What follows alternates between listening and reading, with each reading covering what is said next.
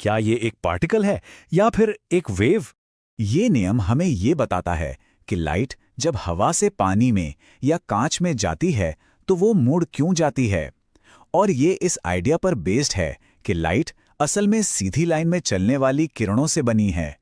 हमारे चश्मे, टेलीस्कोप्स, कैमरे सब इसी एक प्रिंसिपल पर काम करते हैं।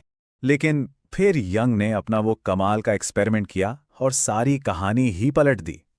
उन्होंने दिखाया कि जब लाइट को दो बहुत ही पतली स्लिट्स यानी झिर्रियों से गुजारा जाता है ना, तो वो फैल जाती है और एक लहर की तरह एक दूसरे से टकराती है।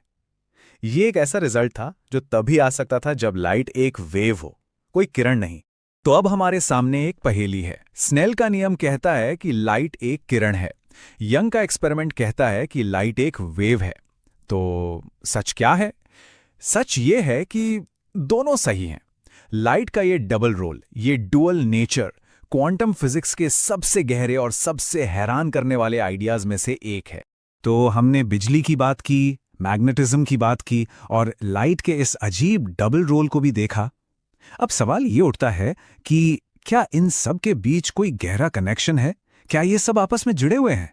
और जवाब है हाँ, बिल्कुल है। और वो कनेक्शन है इलेक्ट्रोमैग्नेटिक वेव्स। देखिए, जब कोई इलेक्ट्रिक चार्ज तेजी से मूव करता है तो वो अपने चारों ओर एक लहर पैदा करता है, एक ऐसी लहर जिसमें इलेक्ट्रिक और मैग्नेटिक फील्ड्स एक साथ डांस कर रहे होते हैं।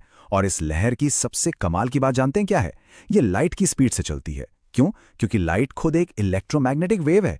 यही है वो ग्रैंड यूनिफिकेशन, वो एक आइडिया जो इन सारी अलग अलग पहेलियों को एक साथ जोड़ देता है।